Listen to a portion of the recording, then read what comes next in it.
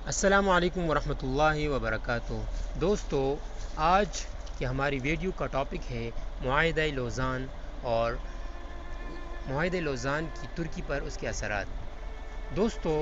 آپ لوگ خوب جانتے ہیں کہ پہلی جنگ عظیم کے بعد سلطنت عثمانیہ کو تحلیل کر دی گئی۔ مغرب کے پیدا کردہ حالات کے پیش نظر جدید جمہوری ترکی کے بانی کمال اتاترک نے مغربی طاقتوں سے 1923 میں ایک معاہدہ لوزان پر دستخط کیے تھے۔ اس معاہدے کی روح سے خلافت عثمانیہ ختم کر دی گئی تھی اور ترکی نے تینوں براعظموں میں موجود خلافت کے اثاثوں اور املاک سے بھی دستبرداری اختیار کر لی تھی۔ معاہدہ لوزان دراصل 100 سال پر محیط تھا، جو کہ دراصل ترک عوام اور مسلمانوں کے خلاف مغرب کا ایک ایسا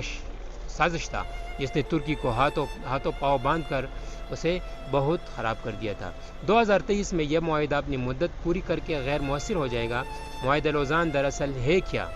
اور اس کی ترکی پر کیا اثرات مرتب ہوئے، اور مغربی طاقتیں 2023 آنے سے قبل ہی خوفزدہ کیوں ہیں، اور اس کے ساتھ ساتھ ترک صدر رجب طیب اردگان اپنی تقاریر میں 2023 کا ذکر کرتے ہوئے یہ کہتے کیوں نظر آتے ہیں کہ 2023 کے بعد ترکی پہلے جیسا نظر نہیں رہے گا۔ یہ سوالات اپنے اندر نہایت دلچسپ معلومات اور تاریخ رکھتے ہیں۔ معاہدہ لوزان جنگ عظیم اول کے فاتح قوتوں کے درمیان طے پایا تھا۔ دوستو، اس وقت صورتحال یہ تھی کہ فاتح قوتیں ترکی کے بڑے حصوں پر قابض ہو چکی تھیں۔ ان قوتوں میں سے برطانیہ نے وہ خطرناک اور ظالمانہ شرائط معاہدہ لوزان میں شامل کروائی تھی جن کی روح سے ترکی کے ہاتھ پاؤں باندھ دیے گئے تھے، اور ترکی اگلے 100 برس تک اس معاہدے پر عمل درآمد کا پابند قرار پایا تھا۔ اس معاہدے کے چند ضروری جو لوازمات تھے، اس میں نمبر 1 جو ہے،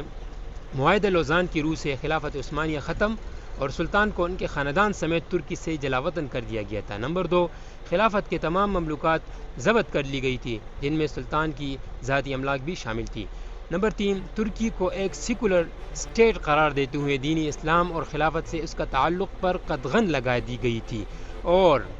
اس کا باقاعدہ اعلان کر دیا گیا تھا۔ نمبر 4، ترکی پیٹرول کے لیے نہ اپنی سرزمین پر اور نہ کہیں اور ڈرلنگ کر سکے گا اور اپنی ضرورت کا سارا پیٹرول امپورٹ کرنے کا پابند ہوگا۔ نمبر 5، باسفورس عالمی سمندر شمار ہوگا اور ترکی یہاں سے گزرنے والے کسی بھی بحری جہاز سے کسی قسم کا کوئی ٹیکس وصول نہیں کر سکے گا۔ واضح رہے کہ باسفورس کی سمندری کھاڑی بحر اسود، بحر مرمرا اور بحر متوسط کا لنک ہے، اور اس کی اہمیت کا اندازہ اس بات سے لگایا جا سکتا ہے کہ یہ عالمی تجارت میں ریڑھ کی ہڈی کی حیثیت رکھنے والی نہر سوئس کے ہم پلہ قرار دی جاتی ہیں۔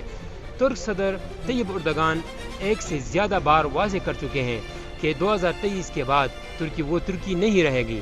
جیسا یورپ کا مرد بیمار کہا جاتا تھا، بلکہ ہم اپنی زمین سے پیٹرول بھی نکالیں گے اور ایک نئی نہر بھی کھودیں گے جو بحر اسود اور بحر مرمرا کو باہم ملا کر مربوط کرے گی، اور اس کے بعد ترکی یہاں سے گزرنے والے ہر بحری جہاز سے ٹیکس وصول کرے گا۔ اس صورتحال سے ساری کہانی واضح ہو جاتی ہے کہ مغرب کیوں ترک صدر طیب اردگان کا اتنا سخت شدید دشمن بنا ہوا ہے، جبکہ ترکی میں ہونے والے حالیہ ریفرنڈم میں صدارتی نظام کے لیے طیب اردگان نے کیوں کوشش کی۔ یقیناً طیب اردگان ترکی کے لیے ایک پاورفل منتظم اور صدر چاہتے ہیں، کیونکہ وہ چاہتے ہیں کہ 2023 میں معاہدہ لوزان غیر مؤثر ہو جانے کے بعد ترکی میں امریکی طرز پر صدارتی اختیارات سے لیس ترک فوج کا کمانڈر ان چیف اور قوم کا اعتماد رکھنے والا صدر ہونا چاہیے، جو ترک قوم کو اس کا آبرومندانہ مقام دلا سکے اور امت مسلمہ کو فعال اور دیگر اقوام کے مقابل لانے کے لیے اپنا کردار ادا کر سکے، جو عالمی طاقتوں کی آنکھوں میں آنکھیں ڈال کر بات کرنے کی ہمت اور جرأت رکھتا ہوں۔ دوستو، تو یہ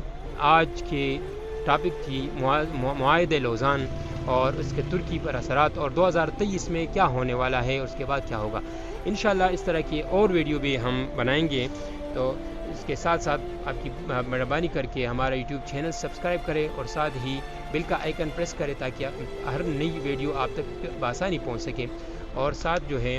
اللہ آپ کو اپنے حفظ و امان میں رکھے، اللہ آپ کو خوش رکھے۔ جزاک اللہ۔